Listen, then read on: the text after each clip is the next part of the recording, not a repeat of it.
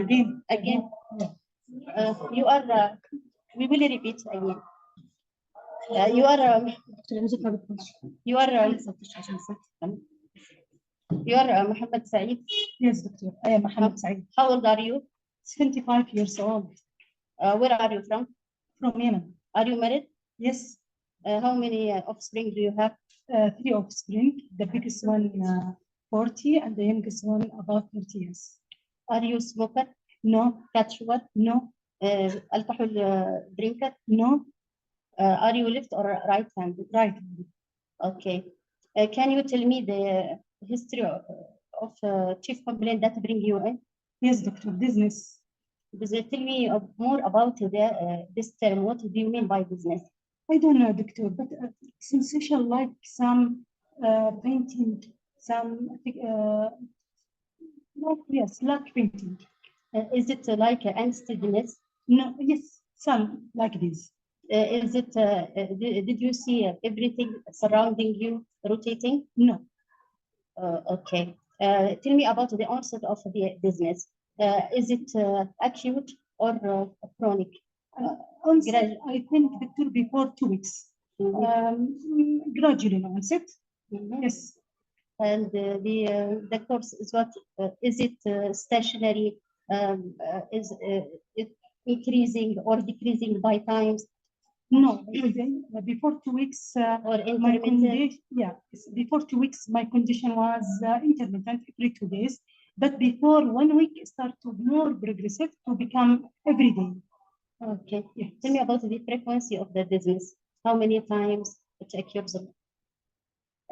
For about duration of my attack, maybe for 2 to 3 times. Okay. And the duration since how long? 2 weeks. 2 weeks. Yes. Okay. What is the triggering for your symptoms for dizziness? Something you are doing increasing this symptom? Yes, like standing from sitting position, or during the lying down, or maybe during the normal physical activity. Is there any relieving factor? Something you are doing to decrease this dizziness? No. Okay. Tell me another other associated factor, other symptoms coming with this dizziness. Did you remember anything? Doctor, my son told me before 1 week, I complain confused, like loss of memory for about 2 to 3 minutes, but I don't remember. You can ask my son if my son came. Is there any dementia, headache, no, or lightheadedness, or something? Yes, lightheadedness, yes. Explain more about the lightheadedness and what do you mean by this term? Lightheadedness like some floating in my head or imbalance sometime, but start also gradually in onset since 2 weeks associated with dizziness. What's about the onset of the lightheadedness? Gradually floating sensation. Like dizziness, gradually onset. It comes with the dizziness. And regarding the aggravating factor, related to, yes. Okay. Is there any other symptom? No. I will ask you if you have any symptom of this. Do you have any history of headache? No. Convulsion? No. Do you have a head trauma? No. Before? Do you have a history of blurring of vision? No. Do you have a history of difficulty in speaking? No. Do you have a history of weakness at any body side, right or left side? No. Do you have any history of tingling, numbing? No. Is there loss of control for sphincter of stool or urine? No. Okay. Tell me if there is any history in your air discharge? No. Loss of hair? No. Earache? No. Tinnitus? No. Okay. Tell me if there is a history of awareness of your heart beat? No. Lower limb edema? No. If there is a history of chest pain? No. Any history of shortness of breathing? No. If there is a history of epigastric pain? No. Vomiting of blood? No. Any history of bleeding by rectum? No. Any history of discoloration of skin? No. Ecchymosis? change in the color, like bleeding tendency from anywhere? No, doctor. Is there a history of any anxiety? No, Is there any history of loss of weight? no, Fever? no, History of projectile vomiting? no. Okay. I will ask you if you are taking any medication can cause bleeding or dizziness, like the diclofenac, aspirin. Do you use any medication like that? I don't, doctor, but I brought my medication to see you. Okay, show me. Just only this type of medication, but I don't know what's because I know So you have hypertension. Yes, Since how long? 40 years. Okay. This is statin. Yes. You have hyperlipidemia. Yes, Since how long? 40 years. Okay. And this is the aspirin. Yes, Since how long you have? also 40 years. Another medication? No, this time, just only. Okay. I will ask you regarding the past history.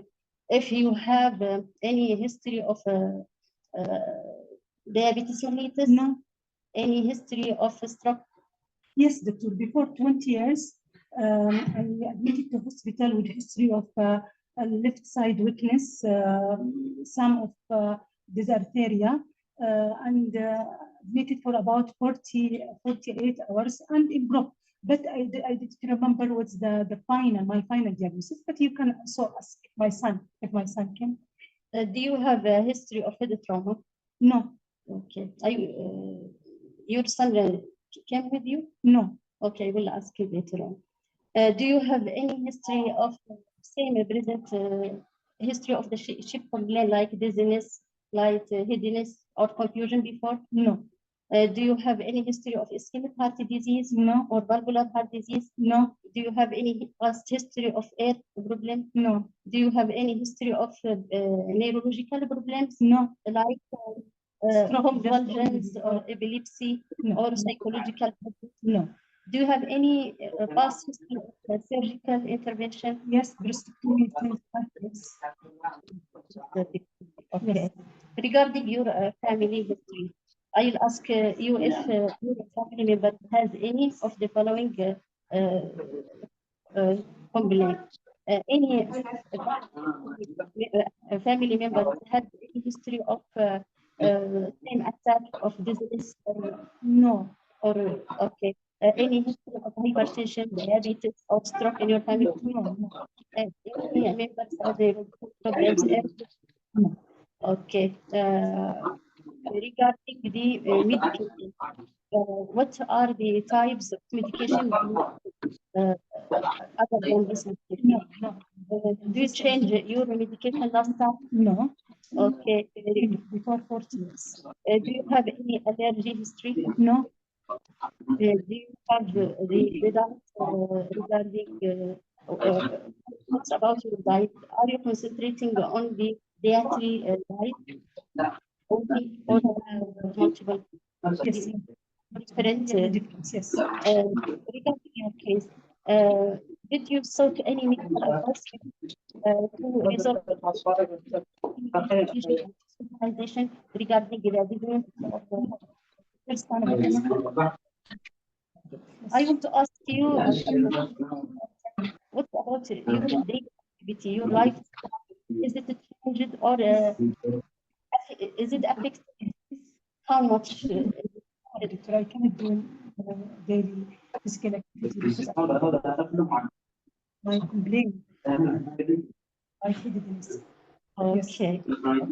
Thank you very much.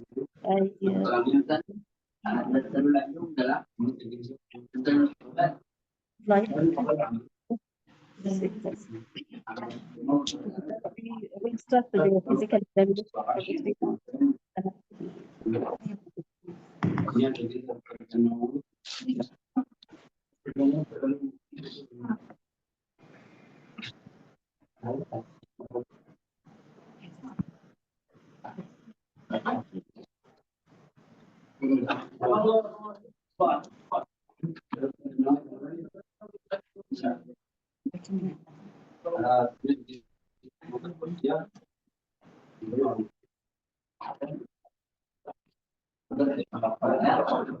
يلا محمد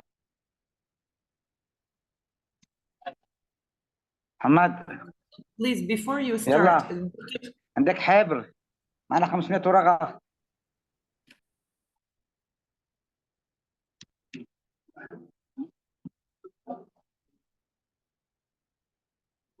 Dr. Muna, can you please mute the, because we hear an echo, we can't hear them.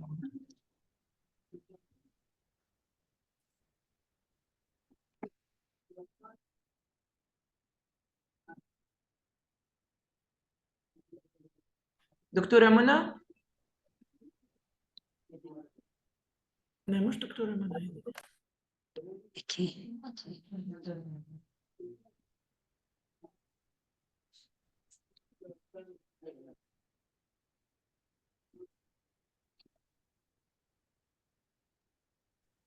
We muted already. Muted. Okay, I'm sorry. Then it must be someone else. It's someone that puts his finger on the screen. Can you mute everyone, Dr. Yes, please, please.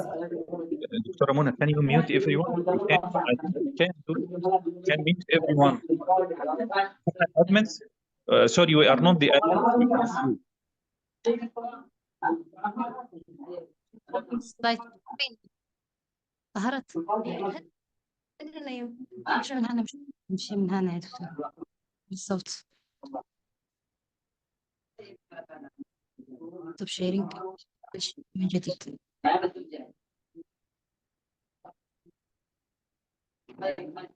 يا دكتور ويني؟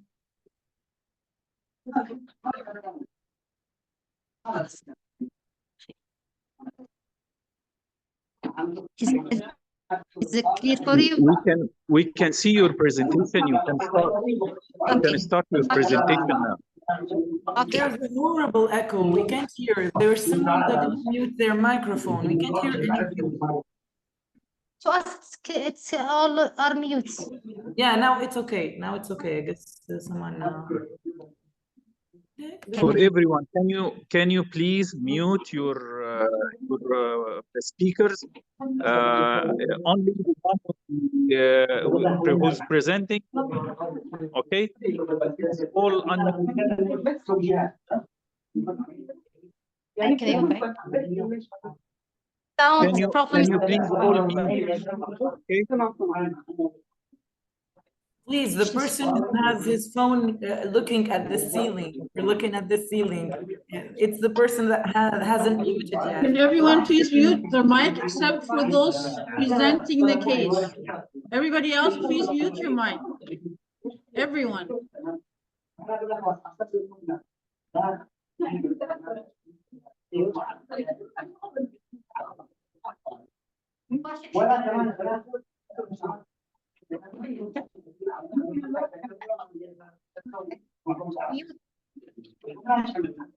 Now, how is the sound?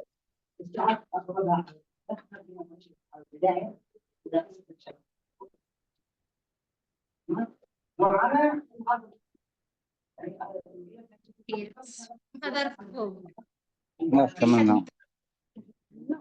كملنا مراجعة دي صح رتب وراجع. صح صح. اللي غلط.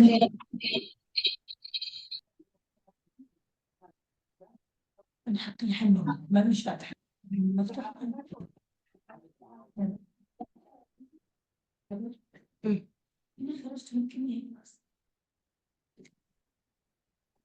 How's the sound now? Can you hear me clearly? Yes. You can start. hand.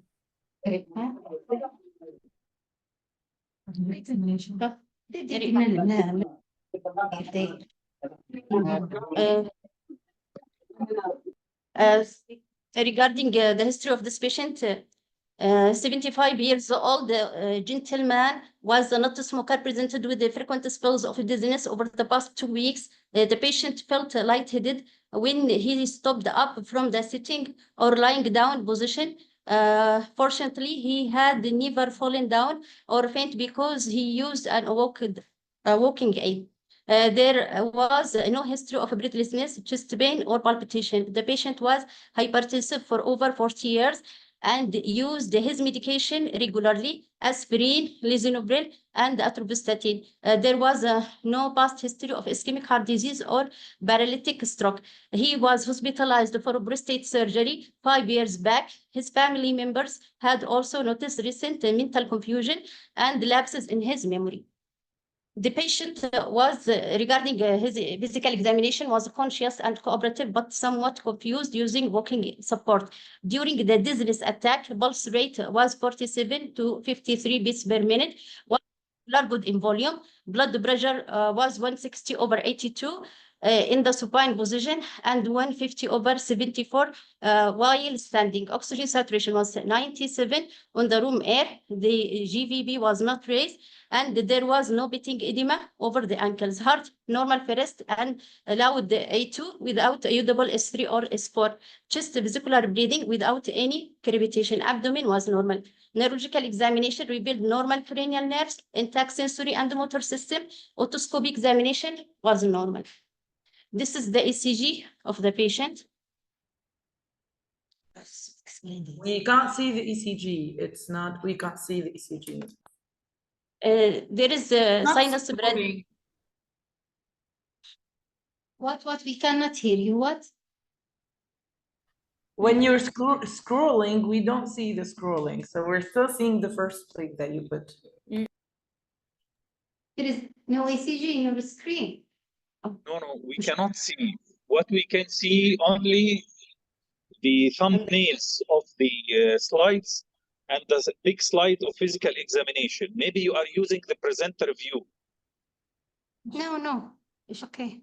So can you please mark the slide with the ECG? This one. It's okay now. Okay. Okay, can we continue like that? Could you explain ECG? The ECG showed the ECG, as we see, showed the sinus bradycardia and ectopy beats. Could you use Escape your rates. slideshow? Could you use your slideshow? Ard الشرائح.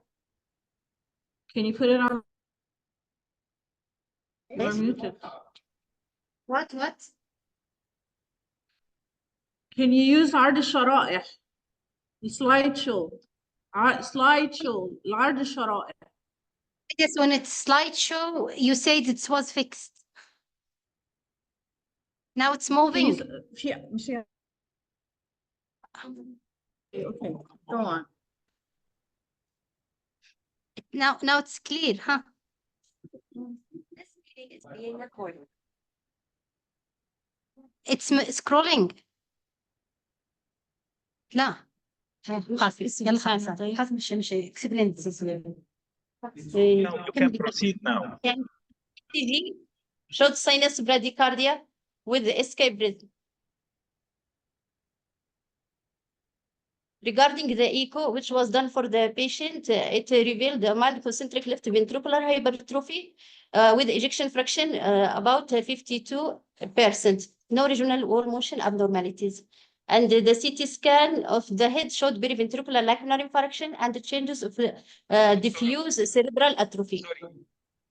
Sorry. We cannot see the echo. What we can see is the ECG slide. يمكن مش الصورة مش واضحة. عندش ما في مشيش مش عارف. نجيب صورة ثانية الإسلام. We will continue like that, not in slideshow mode. Now it's moving. Yes, Okay, we will now keep. the slide changed. Yeah, we will keep it like that. We will not use the slideshow mode. No problem, but only move the slide which you are talking about. Okay. Sorry for this technical issue. We will continue. Regarding the Holter ECG, is it clear?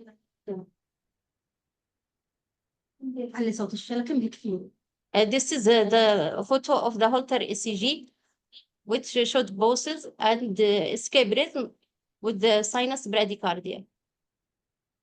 Regarding the investigation, All lab investigation was within normal range regarding CBC, renal function test, thyroid function test, serum potassium, lipid profile.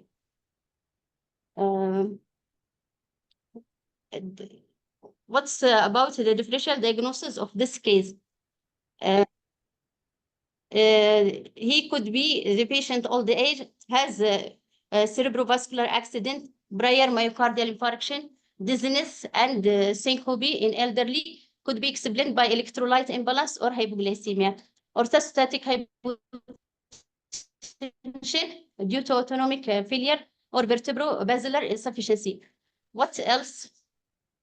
If we see the ECG, the patient has a sinus bradycardia, and regarding also the finding in the Holter ECG, the diagnosis is going with the sick sinus syndrome. Regarding the question, ECG features not consistent with the diagnosis of sick sinus syndrome include atrial fibrillation with the slow ventricular response or low voltage QRS complexes or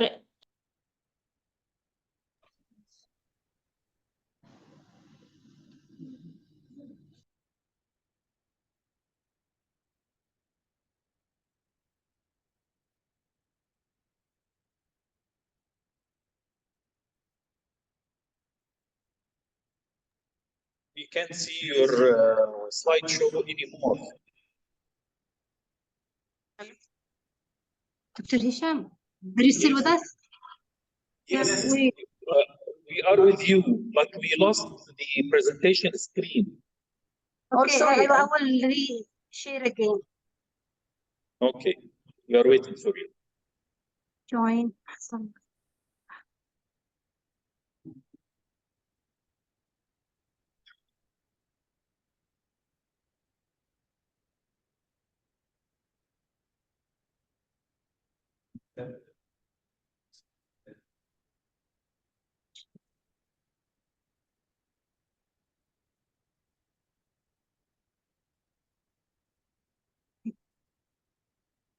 Recording in progress.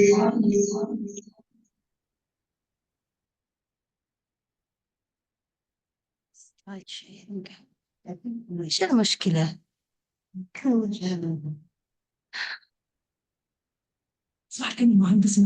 Now how the slides become clear? Is it clear? Yes. Yes, yes, we see you. Okay. Okay. You can go on. Yeah. Now starting with the questions. Yeah. لا تضغطي على جواب الإجابة. Please. Again, to repeat the question. Yes. ECG features not consistent with the diagnosis of sick sinus syndrome. Is it atrial fibrillation with the slow ventricular response or low voltage QRS complex or SA excite block? For us, it's B. B for Egypt, B. B, low voltage. Okay. مش متحركة. مش متحركة. Low voltage. Okay. No voltage. Yes. What is the most common cause of sick sinus syndrome? Is it myocardial infarction, valvular heart disease, or degenerative conduction system? For us, it's C. C. All of you? Yes. Yes. Regarding this patient with known sinus node dysfunction presented with episodes of bradycardia on ECG, which of the following P wave changes would you expect to see? Is it prolonged P wave duration, irregular PP interval, or increased P wave amplitude?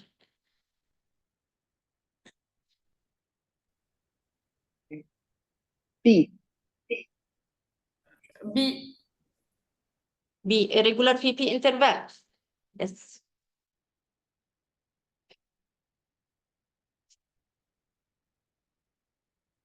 Yes, it's right.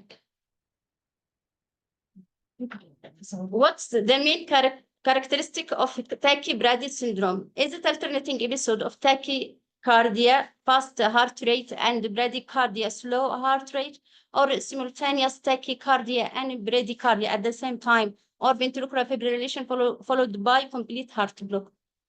A. A. A. Okay.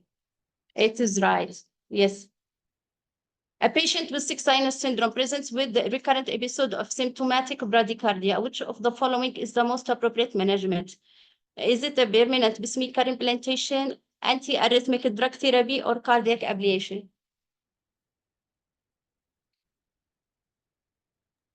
Do you see A. what? A. Yes.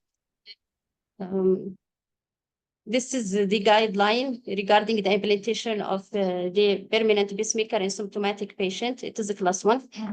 Regarding the sixth question, which of the following pacemaker type is the most commonly used for sick sinus syndrome?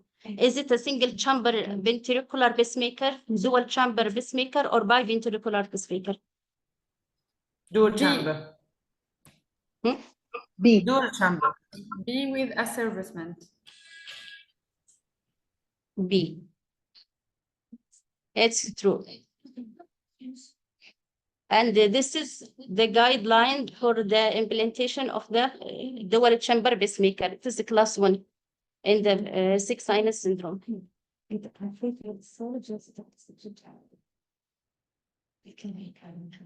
When we come back to our patient again,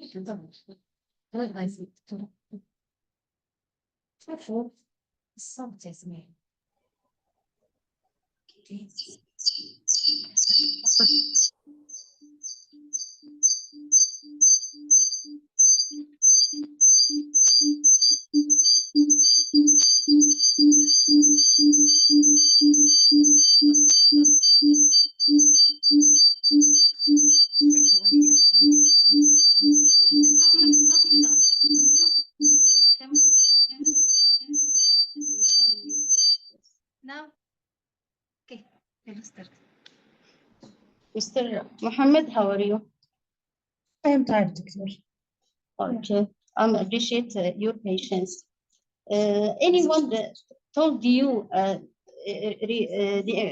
the result of your investigation and the diagnosis of your illness? No, doctor, what's happened for me? Can you tell me? Okay. Regarding your history which was taken and regarding your investigation, including the ECG and the Holter ECG, I reached the diagnosis of your case. Unfortunately, you have the disease which is called the sick sinus syndrome. Did you hear about this disease before? No, what's the meaning of sick sinus syndrome, doctor? Sick sinus syndrome is a disease affecting your SA node. I will explain to you. Concentrate with me, please. Yeah. You can see here. Suppose this is your heart. Yeah. And this is the right atrium of your heart. And this is this dot representing the SA node, the normal pacemaker of your heart, which generating the impulse for the heart. The disease of sick sinus syndrome affects this point. So the heart cannot impulse regularly or normally. So your disease is here. The natural pacemaker is not working. And by aging, this structure and function of this natural pacemaker is affecting. So your symptoms occurs due to this problem, like dizziness. Sometimes it will happen syncopal attack, light headedness, and so on. If the patient didn't receive the treatment, proper treatment, his symptoms will be progress. You will develop heart failure or stroke. Okay, is it clear for you? Yes, doctor. Any medical treatment or any treatment for this disease, you can tell me. Any treatment for this disease, can you tell me, doctor? The treatment, specific treatment is the pacemaker. What's the meaning of pacemaker and what's the important? Pacemaker is a device. It is not medical treatment. It's not a medication. It is the device used in your case.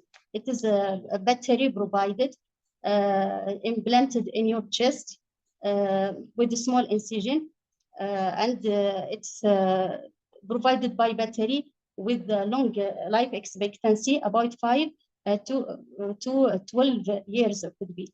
And this pacemaker is artificial pacemaker, supporting our natural pacemaker to impulse regularly and naturally, and giving impulse if the heart rate didn't give this impulse. Your lifestyle will be changed after insertion of this device. But doctor, I'm afraid to do this procedure. Can I use medical treatment? No. Why, doctor? Why? Medical treatment, medical treatment in your condition, not enough. Medical treatment can be used in simple cases, in mild symptoms, but your symptoms severe. The other thing, the medical treatment decreasing can helping in improving your symptoms, but not treatment for the sick sinus syndrome. Don't worry from the procedure itself. Don't worry. The procedure is not a major operation. It is simple, just a small incision, taking about 1 to 2 hours under local anesthesia and sedation.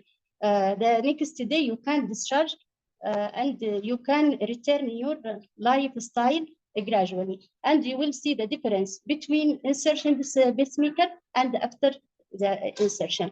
Without treatment, without pacemaker, your life will be affected. Life expectancy will decrease, and the symptoms will increase. Complication will be appear because the sick sinus syndrome is a progressive disorder. The fibrosis will increase. You understand me? Yes, doctor. What's about my other medication? The medication, you should continue this medication after insertion also of the pacemaker, mainly the antihypertensive treatment. Okay, what's about my daily activity and my daily lifestyle? What's about your daily lifestyle will improve? After insertion of the pacemaker, we advise you to engage moderate exercise programming, like swimming, like cycling. You can do it, but we advise to avoid the extreme exercise, such as contact sports that causing affection for your pacemaker device. Also, we advise the patient to intake a healthy diet, including unsaturated fat and or low unsaturated fat and low in sodium. We also advise patient regarding the hygiene, mouth hygiene, and to prevent the infection to affect the pacemaker. What's about the follow-up procedure? Follow-up procedure, it's very important. Very important for two things. Important for you and for the device itself. The follow-up allow us to see the device, is it working well, the setting of the device. Also, we can prevent the complication which can happen for the patient, such as infection or bleeding. The follow-up will start immediately after insertion of this pacemaker. When you are in the recovery room, we will monitor your heart rate and blood pressure. And after that, we advise the patient to do short-term follow-up during 1 to 2 weeks to also see the complication and the setting for the pacemaker. Another term which is called long-term follow-up, which including 3 to 6 months, and you can live better than better lifestyle will improve. Any question? No, doctor. Thank you. Okay. Next slide.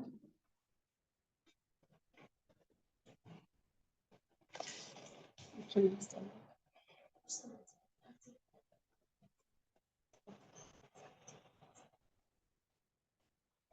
slide is showing to you. Okay.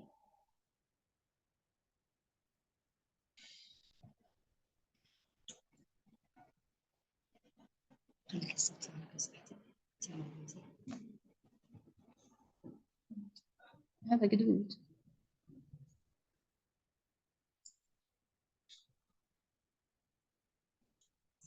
Can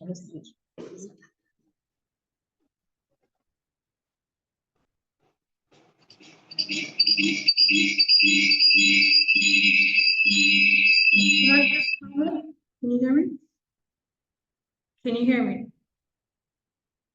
Can anyone hear me?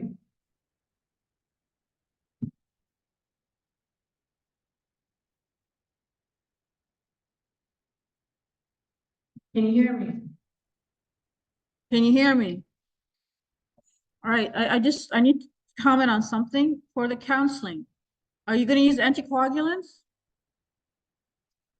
Hmm?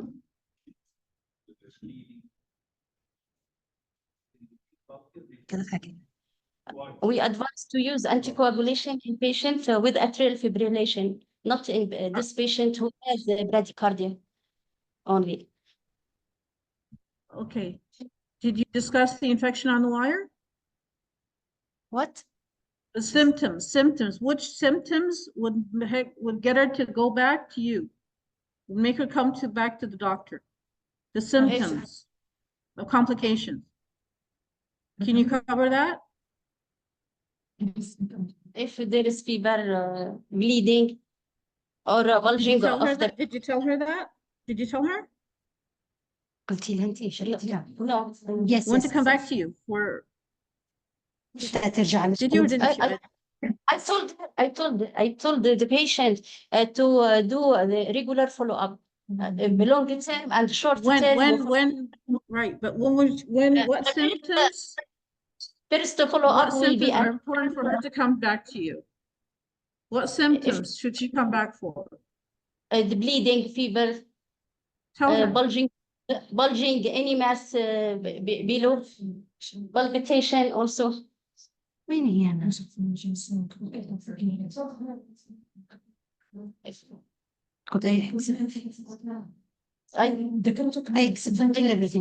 explained to her regarding the short term and long term follow-up. I told her the follow-up will protect her from the complication. هذا من أي خلاص هذه مش مشكلة. going back to the slides.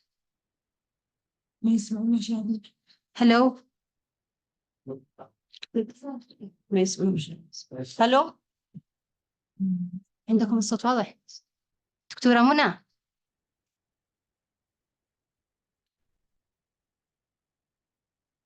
Hello. Yes, can you hear me? Can you hear us? Yes, I can hear you. We can hear you. Okay. Now the slide is clear. Yes, we can see your screen as well. Please continue. Okay, كمل. Regarding the medical treatment or a pacemaker, several factors should be considered when deciding between medical treatment and pacemaker implantation. In this case, with symptomatic sinus syndrome, including severity and frequency of symptoms, syncopal dizziness, which happened in this patient, degree of sinus node dysfunction, as assessed by electrophysiological study, or advanced sinus node dysfunction, absence of the bradycardia or chronotropic incompetence, age and life expectancy, presence of atrial arrhythmias like atrial fibrillation, which needs the using of anticoagulation, underlying We can't see your presentation. We can't see your presentation. We see your files.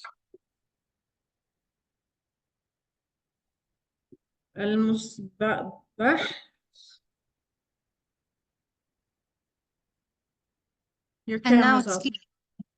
Yes, now we can see it. Okay. And after discussion with our patient, A decision was made to proceed with the placement of permanent pacemaker. The procedure was performed without any complication, and the patient was discharged home on following day. The prognosis for our patient with sick sinus syndrome is significantly better with pacemaker insertion compared to medical treatment alone. Pacemaker therapy can effectively restore normal heart rhythm, prevent bradycardia-related symptoms and complications such as syncope, heart failure, and improving long-term outcomes for this patient. Patients on medical treatment alone have a higher risk of developing complications such as recurrent syncope, heart failure, and thromboembolic events. The 5-year mortality rate for patients with sick sinus syndrome who receive a pacemaker implantation is typically lower, ranging from 5 to 15% versus 10 to 30% in those who received medical therapy alone. The follow-up, key consideration in the follow-up and management of this patient with sick sinus syndrome, symptoms assessment and exercise intolerance, monitor heart rate and the rhythm by regular office visits or by ambulatory monitor, review current medication, adjust the dosage, pacemaker implantation with monitoring and follow-up, lifestyle modification, regular physical activity within limits to avoid symptoms and avoid extreme heat, dehydration, management of underlying condition. Regarding the case analysis, this patient, 75-year-old elderly gentleman, presented with lightheadedness, frequent dizziness, attacks, and confusion over the past 2 weeks. Medical history, he has hypertension and lacunar infarction. Clinical examination for our patient revealed that the patient had symptomatic bradycardia with irregular rhythm, heart rate 47 to 53, with the sinus bradycardia. The diagnostic workup, ECG, and Holter monitoring, which confirmed the presence of sinus node dysfunction. The echo revealed left ventricular hypertrophy. The diagnosis based on the patient's symptoms, ECG, and Holter monitor, finding the diagnosis of sick sinus syndrome was established.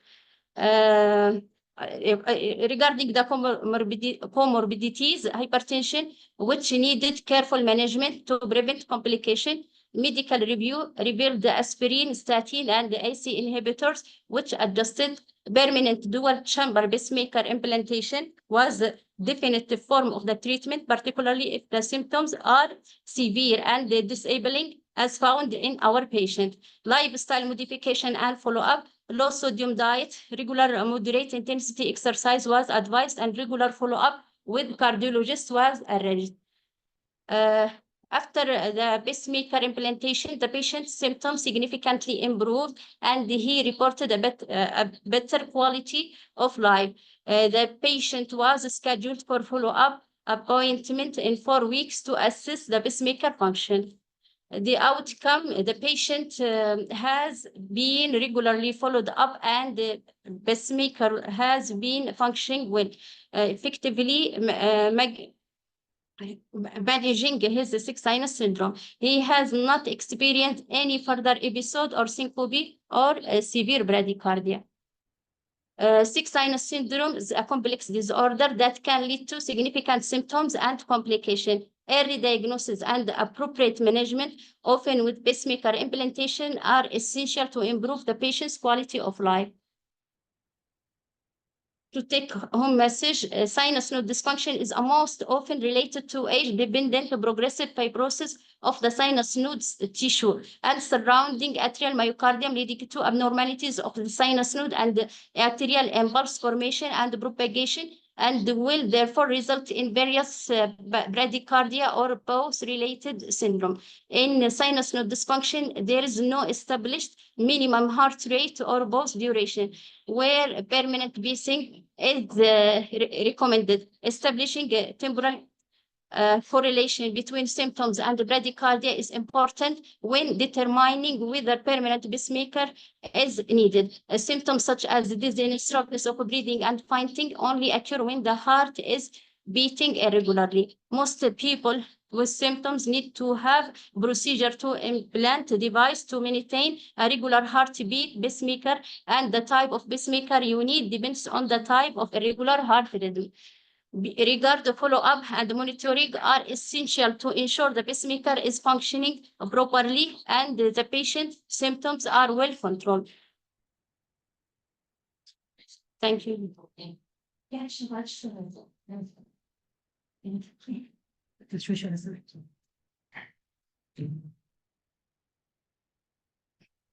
دكتورة منى.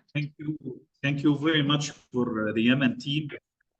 This case was also a typical case with more extensive and exhaustive history, clinical and counseling. It was a very nice case. I just had in mind a remark when you was talking about anticoagulation and arrhythmia. Imagine that the patient we are talking about is having a sinus arrest, and you had to admit this patient for something like 3 or 4 days to complete her investigations before implanting the pacemaker. This patient should be treated as if she is having atrial fibrillation or atrial flutter. So we should anticoagulate this patient. What I have in mind, we can connect between the history of lacunar infarction for this patient and this kind of sick sinus syndrome. Sometimes this patient will get fast atrial tachycardia, like atrial flutter, atrial fibrillation, and sometimes they will have a sinus arrest, complete sinus arrest. So anticoagulation is very important in these patients. And nowadays, our pacemakers can record episodes of high atrial rates in such patients. So can help in management and can help in following up these patients. Okay. So, Dr. Amuna, we will proceed with the evaluation. That's what. Okay. All right, so 5 minutes. Please fill in the debriefing form. I'm going to share my screen to make sure everybody's doing the same thing.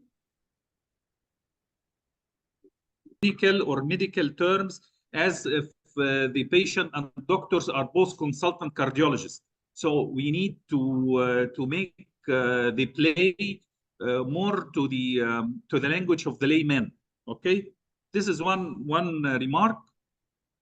So regarding to eliciting patient perspective, you did well. You give the patient the time and you give her an open-ended questions. That was okay from your side. Demonstrated empathy. I think this will be on the side of more to the play. You didn't do the play well, like the Tunisian team. So it was much like a conversation between two medical staff. And that will not affect our play or medical decision. This is only like, you are pretending only. Invested at the end, you did well at the end. You offered the information.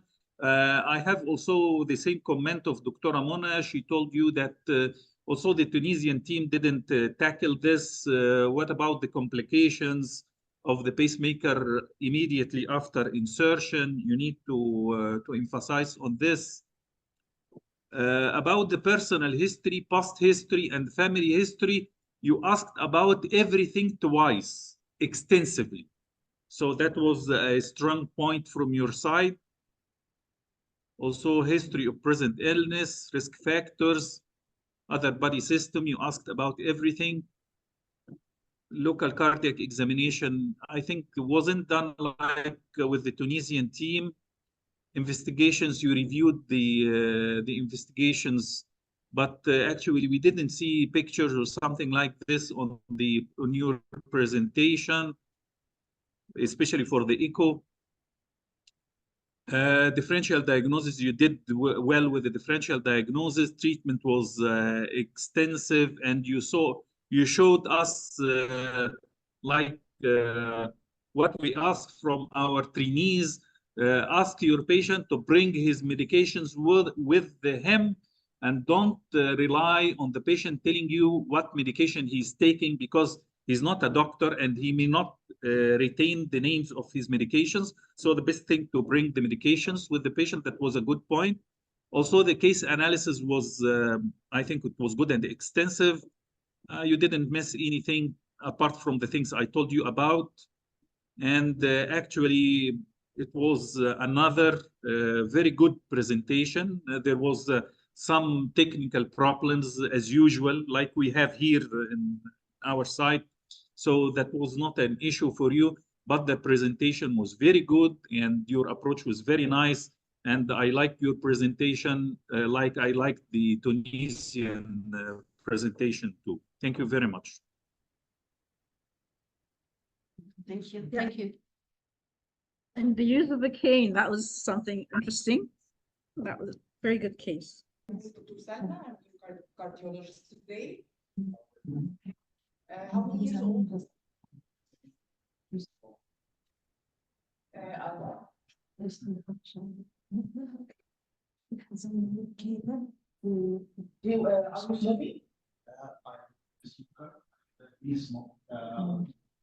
For 30 years old, 2 passive.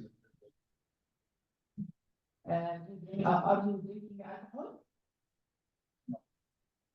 Do you have any other social habits? Do you have any chronic disease? I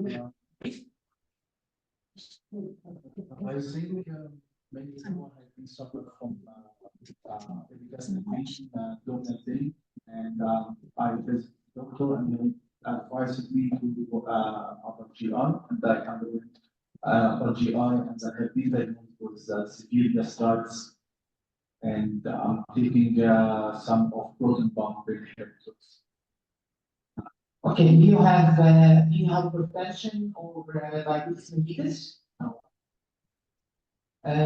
Do you take any medication for disease like lymphedema or coronary artery disease? What about your family history? Do you have any positive family history for ischemic heart disease or any other disease?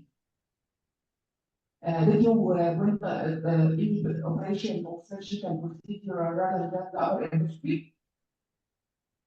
Do you have any allergy? Have you been diagnosed by any autoimmune disease before?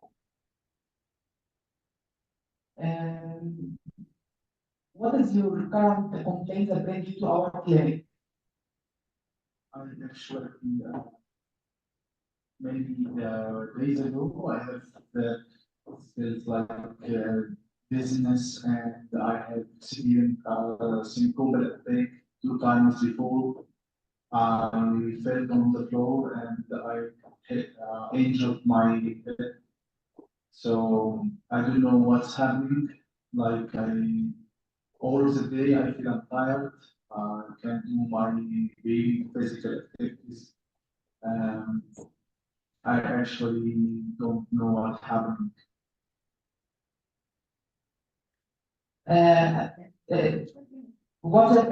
Did you remember any preceding symptoms before your syncopal attack?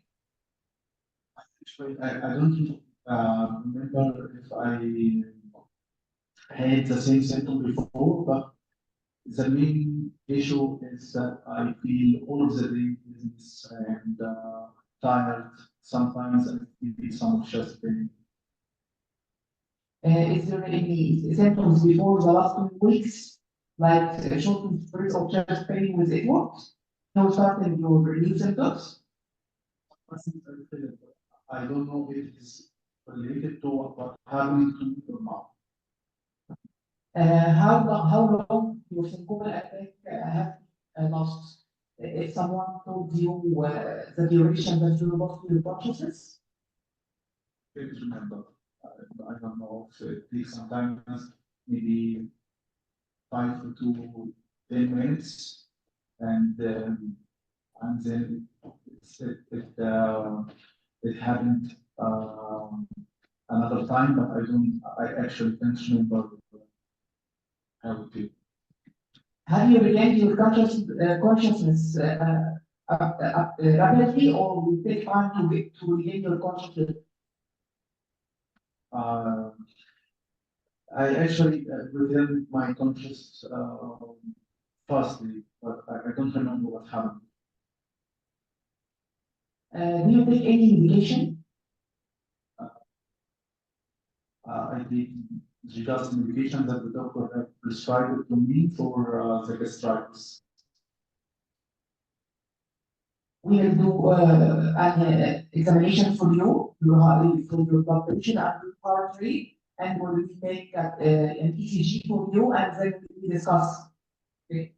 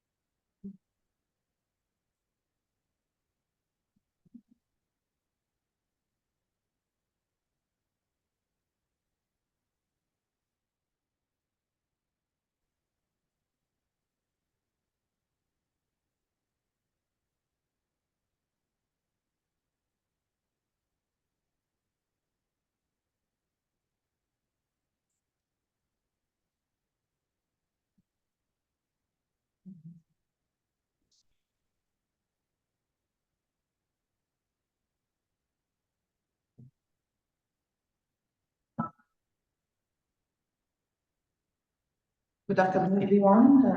My name is Salma Sabit. Are you hearing me? Everyone hearing me? Please. What? We can't hear you very well.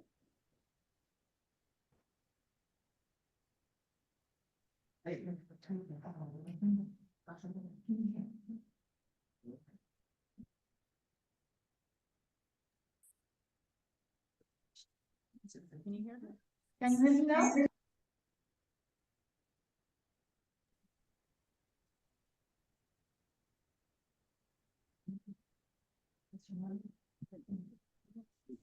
Can you hear me now? We hear you well. Yes, yes, we can hear you. Can you go now? We Okay. hear you and can see the screen. Okay.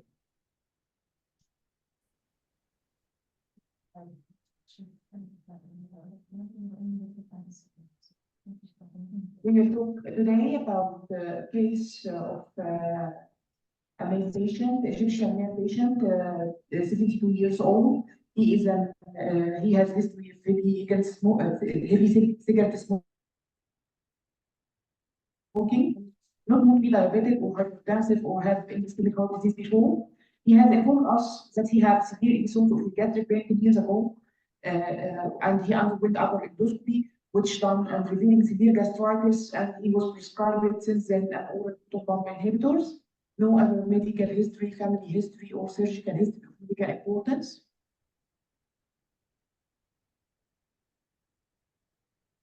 His chief complained at the time of presentation that he has recurrent attacks of dizziness on exertion during the last 3 weeks, progressed to breathing cough associated with localized stitching chest pain within the last week, and true syncopal attack the day that he presented to us. After checking the ABCDE approach and checked the patient pulse, he was sweaty, and his examination was monitored for resting heart rate of 34 beats per minute. His blood pressure was 80/45 millimeters mercury. His cardiac examination, his heart rate and rhythm were regular, only with variable S1 intensity, without audible murmurs, raps, or gallops.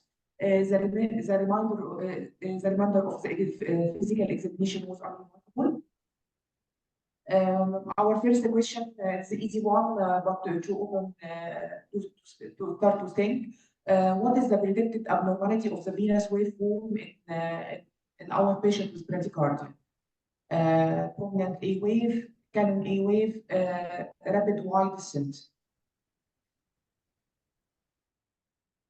10 minutes to sing, 10 seconds to sing.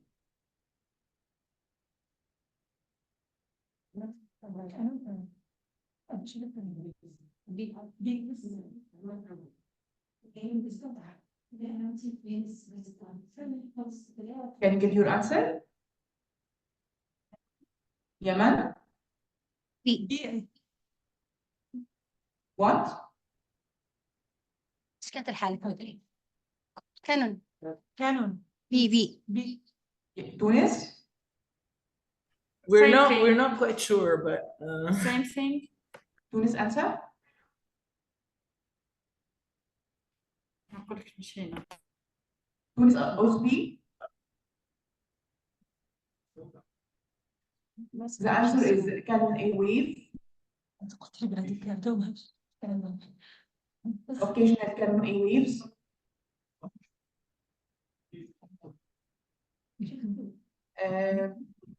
Canon A waves can be detected in cases of heart block, and we will show us a short video what we can see in canon wave in the jugular venous pressure.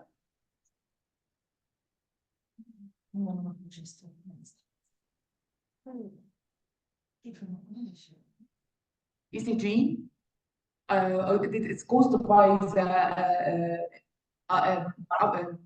non-synchronization between the closure of the AV valves and the contraction of the atrium to eject the blood, so it can give an elevated abrupt A waves suddenly as its contraction against the closed valve.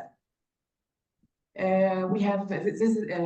We made an ECG for the patient at ER that showed a complete heart block with escape ventricular rhythm at rate 34 beats per minute. We have here see at the red dots that non-conducted B waves with regular QRS complex. Question number 2, what is the location of that block? Is it nodal or infranodal or can be determined? I will bring the ECG again.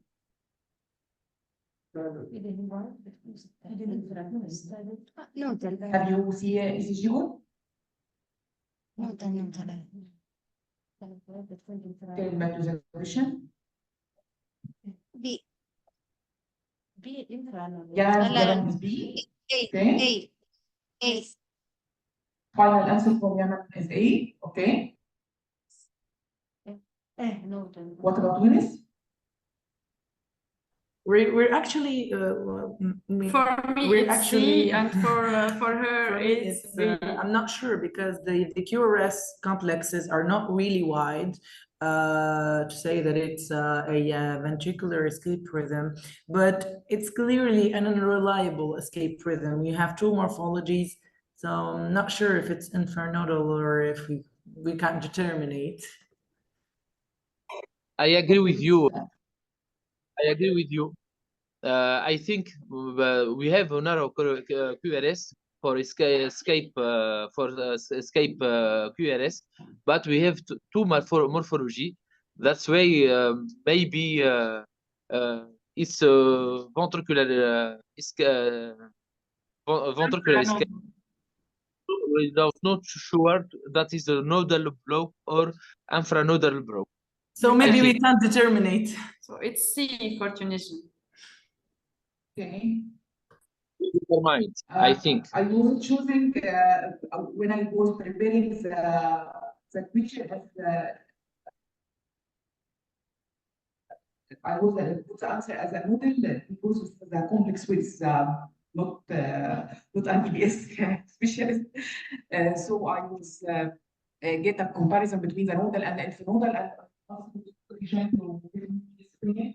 Dr. Hisham, what do you think? There are two QRS morphologies on the EKG. Yes, with narrow there QRS. is two morphologies, and Dr. Ayman is having a good point on that. But from what I see, it looks like narrow, and there is wide and narrow. So we will take the best of them, because if it is infranodal, you will not have a narrow escape at all. If it is nodal, we can have wide escape sometimes, and we can have narrow escape sometimes. So I think it is still nodal, because we are taking the best of them, which is narrow, which is happening all the time. It's not wide all the way. That's my opinion, anyway. I think the electrophysiology study may help us to prove as nodal or infranodal block. I think can be determined is a good answer, but we can continue. Okay, It's okay. I agree with you. That EBS study will give the difference. We start patient counseling about the indication of temporary pacemaker insertion, complication, duration of stay on temporary pacemaker instruction, and when need to insert a permanent pacemaker.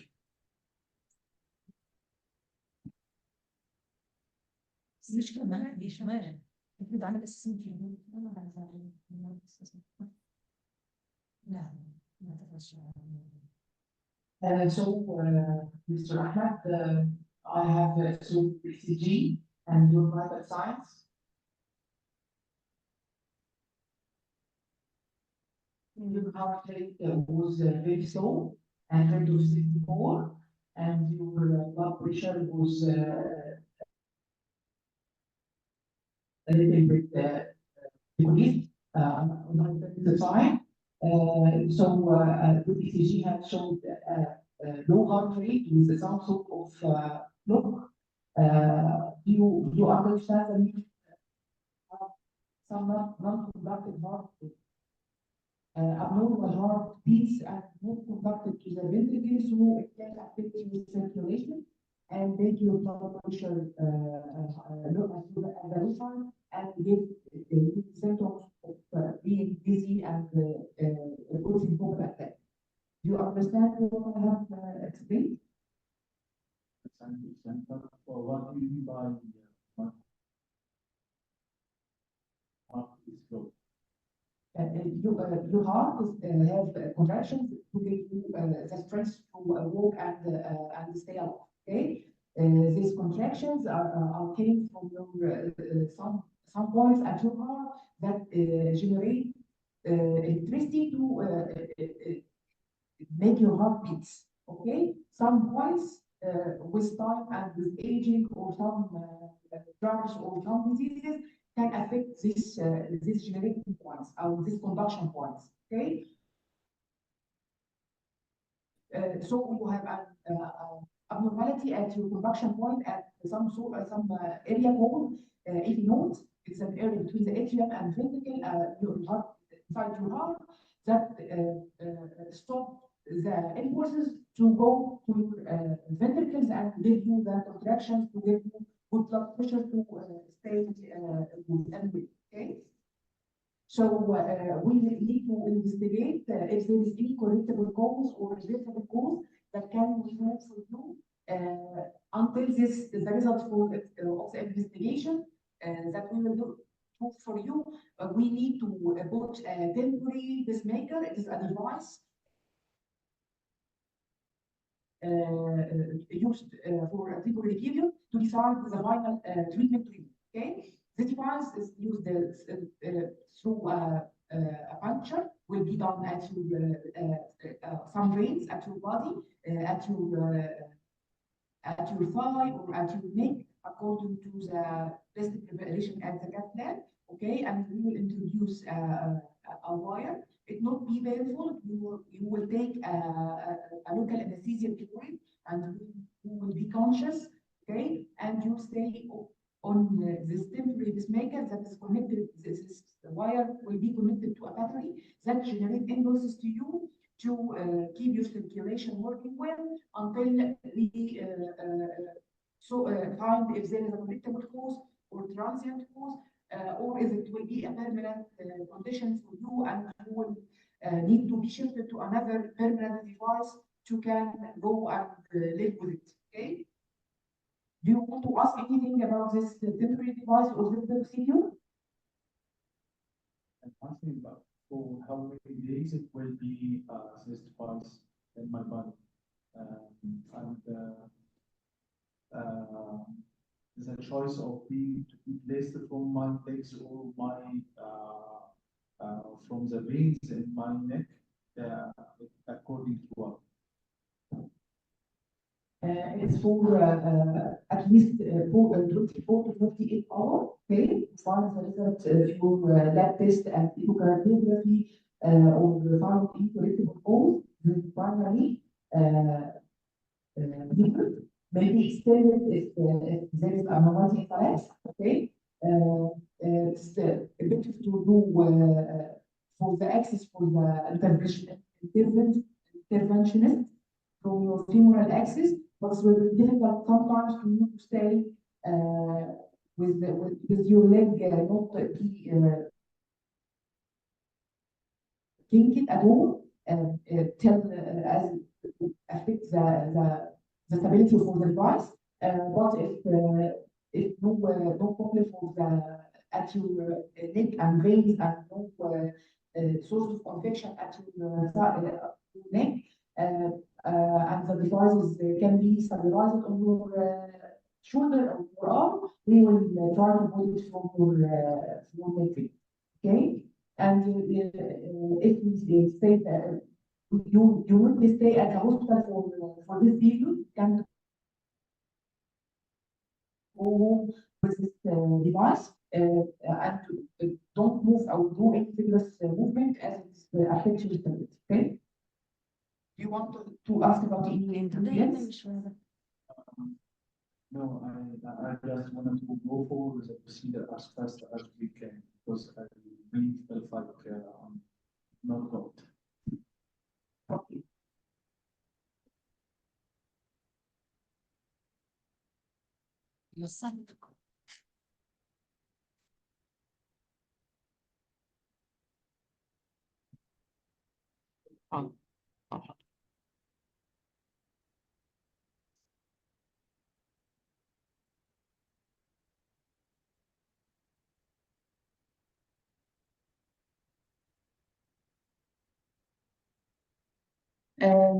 During hospital admission, we admitted the patient to critical care unit, then transferred urgently to cath lab, where a transfemoral vein temporary pacemaker was inserted to show marked improvement of the patient hemodynamic status. And this is the ECG after insertion of the temporary pacemaker with ventricular pacing spikes. His lab investigation were done that his thyroid function, serum electrolytes, and cardiac biomarkers were within normal. Autoimmune laboratory profile was within normal. Echocardiogram revealed no abnormality apart from grade 1 diastolic dysfunction. He gave a brief history about the history of chest pain that we should exclude the coronary artery disease. So he underwent coronary angiogram that was free apart from mild myocardial breaching of the left anterior descending artery. After 48 hours on temporary pacemaker and completing the investigations with no obvious reversible cause and no regain of his intrinsic rhythm, as we tried to test it in between shifts to find if there is any intrinsic rhythm come back. Permanent dual chamber pacemaker was inserted with marked improvement of patient hemodynamics and symptoms. We will give a brief slides about the differential diagnosis and causes of complete heart block, about the causes that we can meet in our patients with complete heart block. The most common cause is the idiopathic fibrosis, age-related degeneration of the conduction system. Another cause is a congenital heart disease, can be associated with congenital heart disease like AV canal defect, transposition of great arteries, left atrial isomerism, and the tetralogy of Fallot.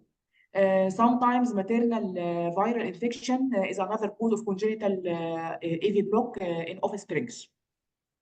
Also, thyroid disease, electrolyte abnormalities like hyperkalemia can cause complete heart block. Another highly investigated recently cause for heart block is the sleep obstructive sleep apnea or sleep apnea syndrome.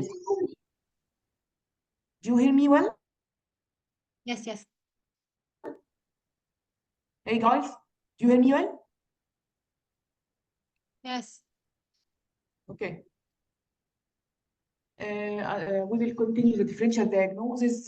Sometimes we have an underlying cardiac disease such as structural heart disease, acute ischemic heart disease, rheumatic fever, infective endocarditis, nodal ablation during EBS studies, and post-operative heart block such as after surgical or transcatheter aortic valve replacement. Some systemic diseases such as collagen vascular disease, amyloidosis, sarcoidosis, systemic lupus erythematosus, and hemochromatosis, any of them can be progressed to cause complete heart block due to inflammation or precipitation of some materials at the AV node.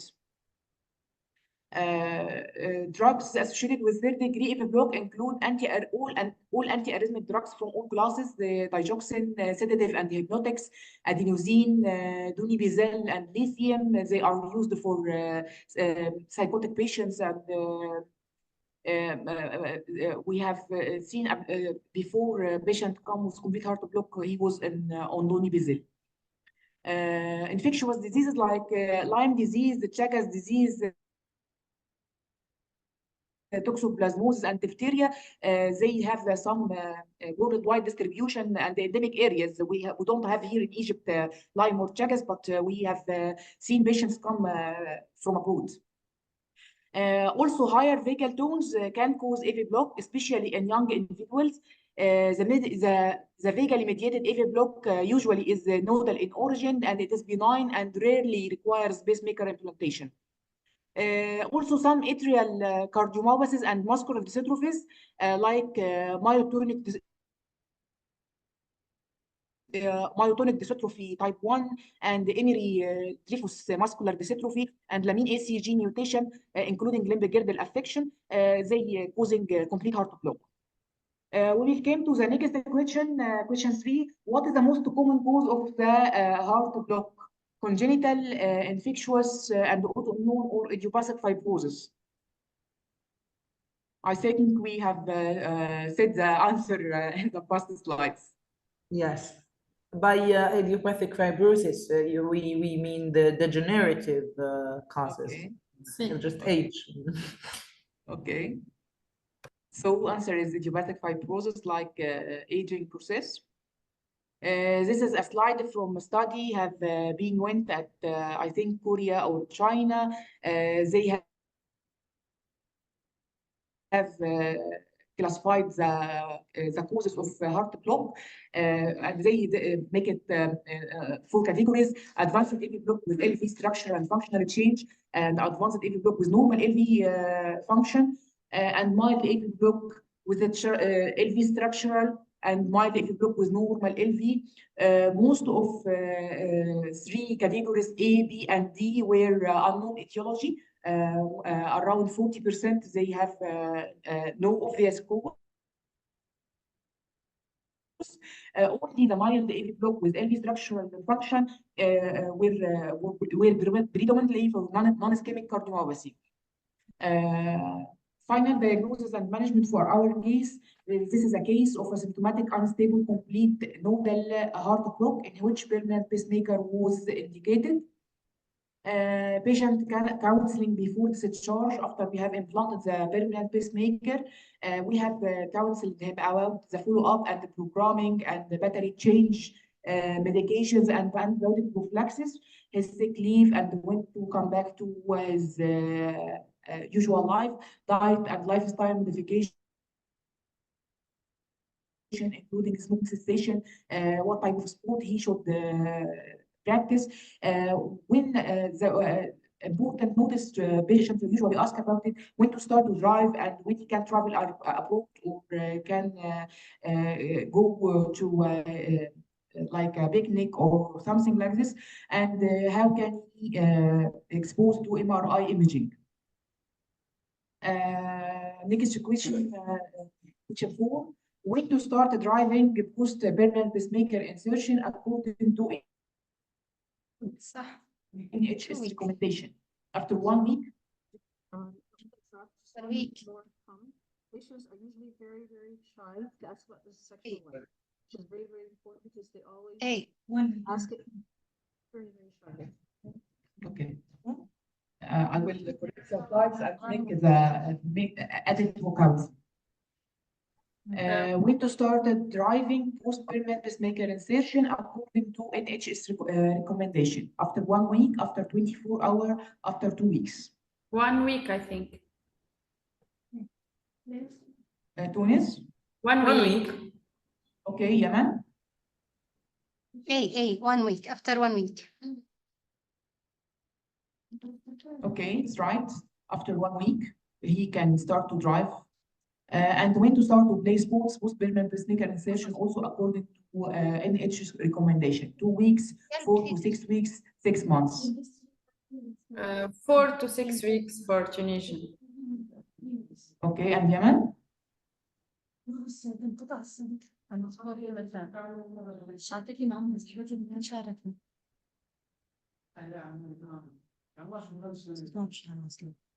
When you start to installation,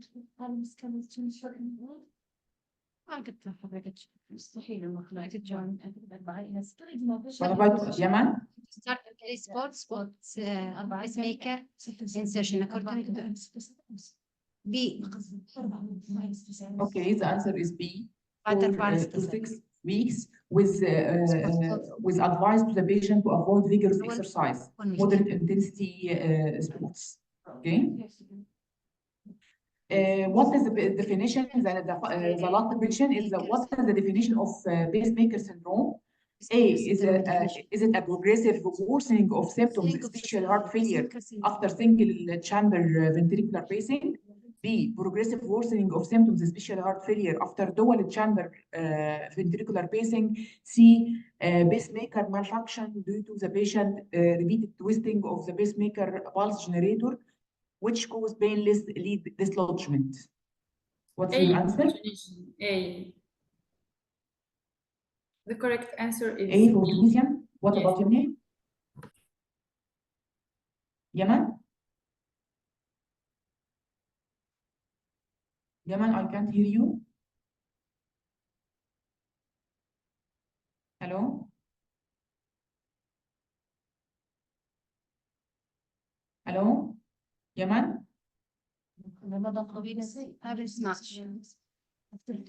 What is your answer, Yemen?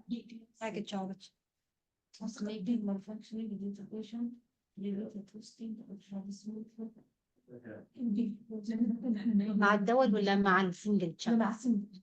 لا هو Please answer. هو بي لأنه بعدين نحن نحولها صح لسنجل شمبر.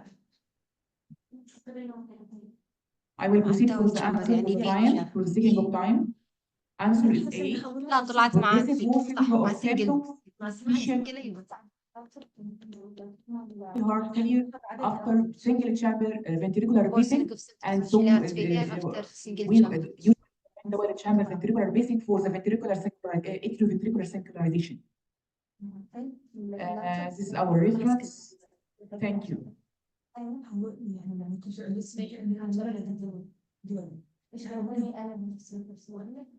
في مع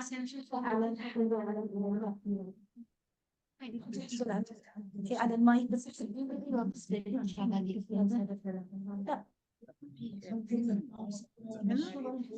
لا لا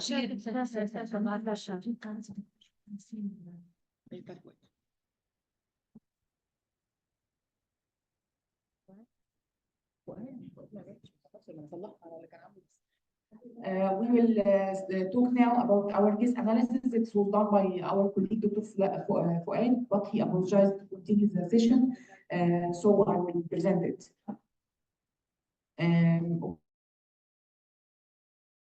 we have a case of symptomatic bradycardia. We have a male patient, 73 years old, with symptomatic unstable bradycardia.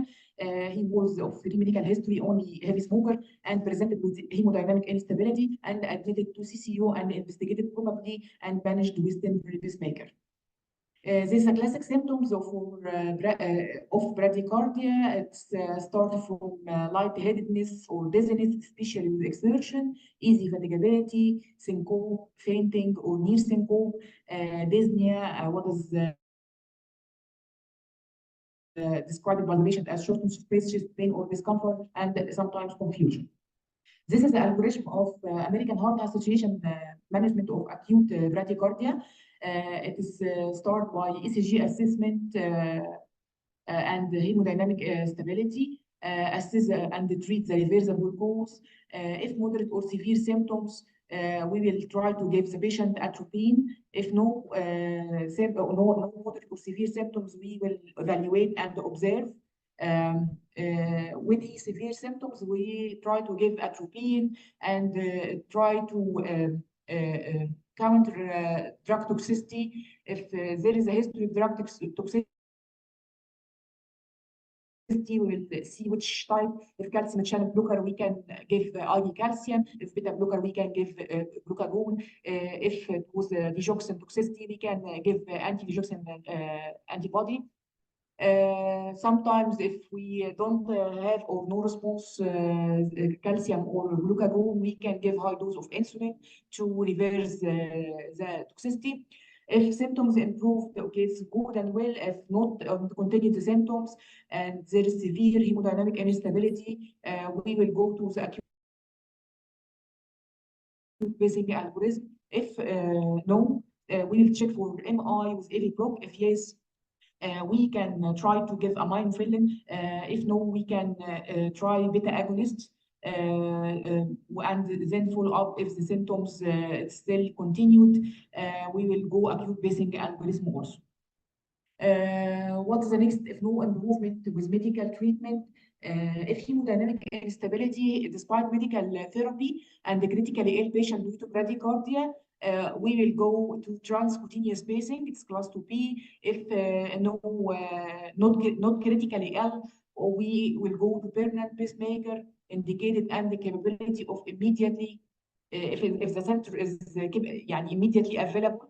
If no any correctable cause and no drug toxicity, and we can do the permanent pacemaker. If it's available, sorry. we do Sorry, Egypt team. This is Dr. Zain from Tunisia. Actually, I believe you're not sharing the right screen. We do not see the screen with the algorithm. We have the screen with the reference only. Which time you don't have the screen? Same to us. It's a reference screen. Yeah.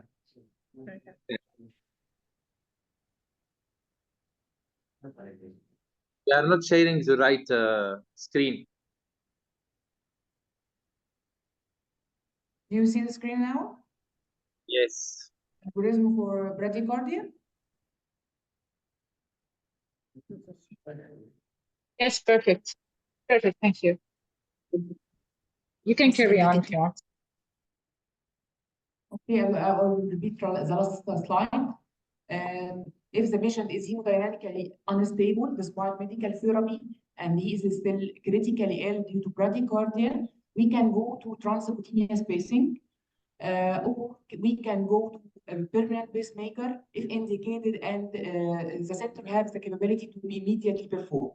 Okay, if not available, we can do prolonged temporary pacing, externalized permanent pacemaker, externalized permanent pacemaker, or if not available, we can use temporary wire pacing.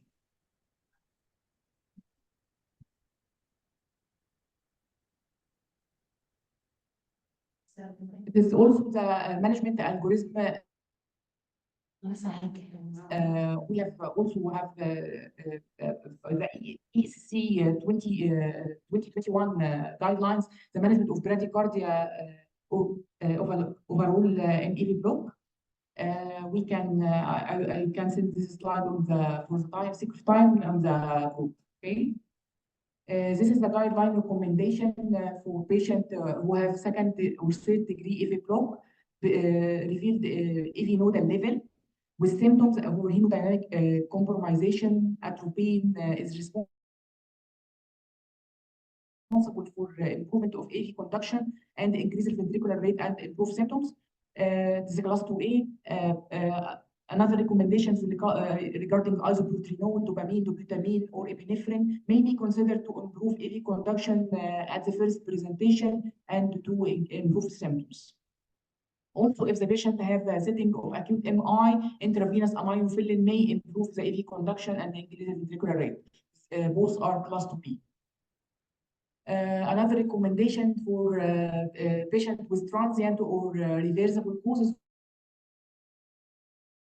of AV block, such as Lyme carditis or drug toxicity, should be have a medical therapy and supportive care, including temporary transvenous pacing if necessary before determination of need to permanent pacing. Some selected patients with symptomatic second degree or third degree AV block who have a chronic stable doses of medically necessary antiarrhythmic or beta blocker therapy, it is reasonable to proceed to permanent pacing without further observation of the drug washout or reversibility.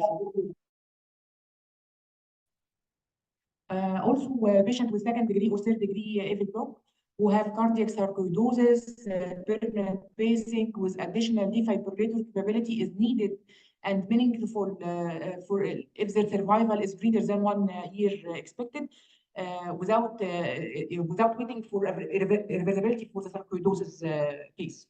Okay. Also, second or third degree symptomatic AV block who have any abnormalities like myxedema, coma, myxedema, hypothyroidism, myxedema symptoms, permanent pacing without further observation of the reversibility is indicated as it's class 2B.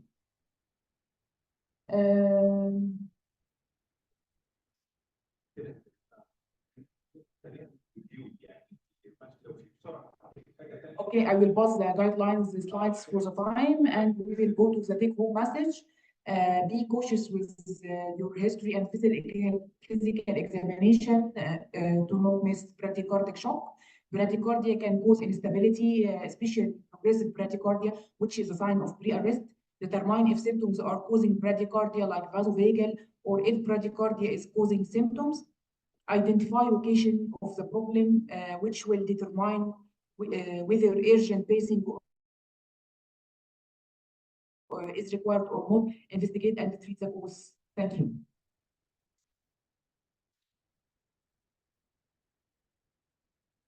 Okay, can we take 5 minutes to fill in the debriefing? 5 minutes. Please fill in the correct form. Case number 6, not the one in red. The red is for Dr. Ayman and Dr. Hisham. There is some missing interrogation or history of patient that is not being considered. That's why I think there is some, but in globality is a good demonstration, and I think is not it doesn't affect patient la prise en charge du malade. It doesn't affect their practice. The practice or the outcome. Yes. So it's not affecting the outcome anyway. And in my opinion, Dr. Ayman, they didn't concentrate on analysis of the main complaint, which is syncope. Syncope needs a specialized analysis. I think deeper than that, but maybe because of the time limitation. Yes, absolutely.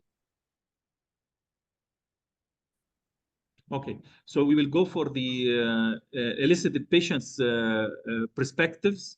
Did the physician allow the patient to express himself? I think it's okay. the patient is not the doctor has it's a had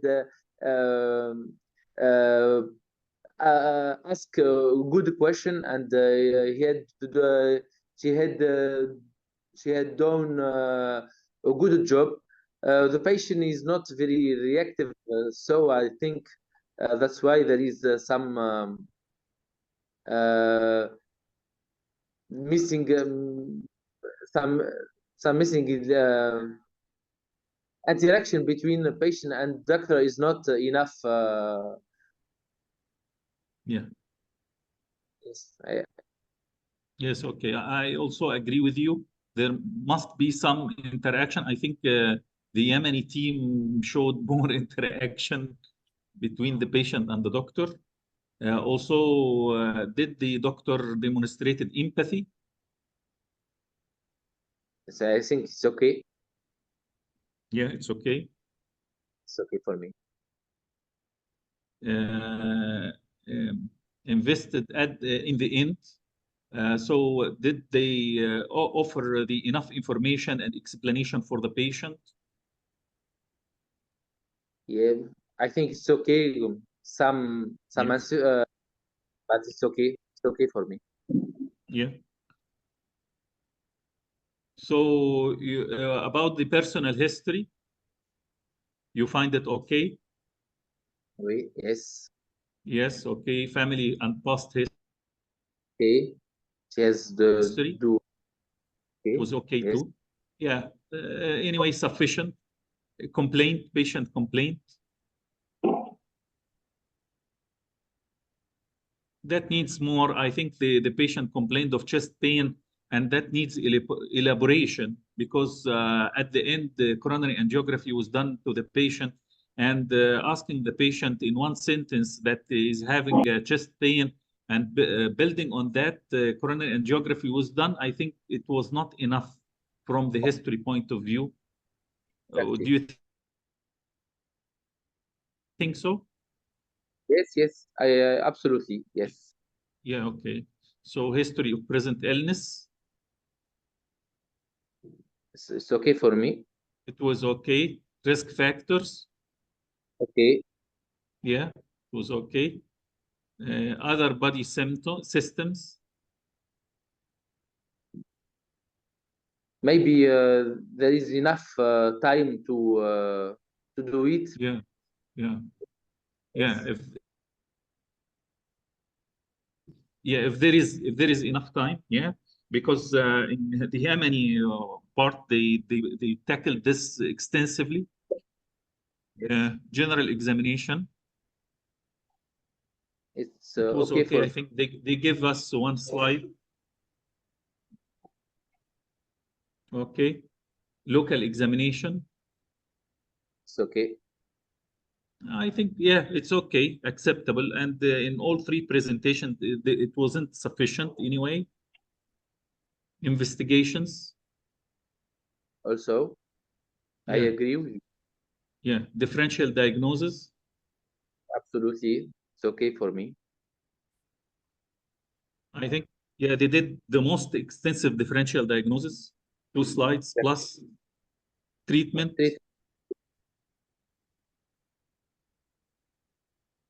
Treatment was okay. Patient counseling. What do you think about patient counseling, Dr. Ayman? Maybe there is some insuffisance. I think we can do better than presentation. So we can say in presentation she had say most important thing about but in the with the interaction with the patient there is some insufficiency. Yes, I agree with you. Most of the interest was directed to the temporary pacing, not permanent pacing. Okay. Yeah, okay. Okay.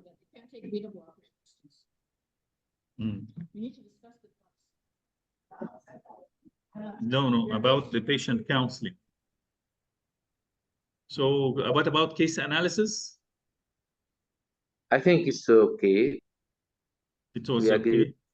Yes. So what about we discussed the missed data. What about the strong point in their presentation? It's exhaustive presentation. She had three or she had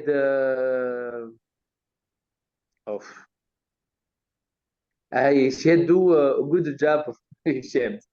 Let's say Yeah. that. Yes. Okay. Good. Yeah, I think they did good with the temporary pacemaker. The treatment, because here we have a problem with the temporary pacemakers anyway, leads. So I think they concentrate on this issue, the issue of temporary pacing. They didn't concentrate on the other parts like temporary pacemaker, and they wanted to put anyway all the tables of the guidelines, but I think this is not the time to look at stuffed tables with the recommendations, which is not the time now. This is not in early morning. We cannot bear with that. Anyway, what do you think about overall presentation for the Egyptian team? Yeah, the overall impression. I think if the same remark for all teams. They have done a good job. Yemeni, Tunisian, and Egyptian one. This morning we have seen good teams who have tried to do good things. I think there is all teams have done a good job and have done a good presentation for bradycardia. We have seen auricular ventricular block, complete auricular ventricular block, causes, management, sick sinus disease. So I think it's a good presentation for all teams, and I encourage them. They have a good level. I think it's a good morning. We have shared the good presentation with us. Anyway, thank you all the teams. Thank you, Dr. Ayman, for staying all the day with us. And anyway, I will give the stage now for Dr. Mona. She will be the one to. Okay, Dr. Mona. It's okay, Dr. Mona. You can. The presentations. Listen. All right. Thank you, Egyptian team.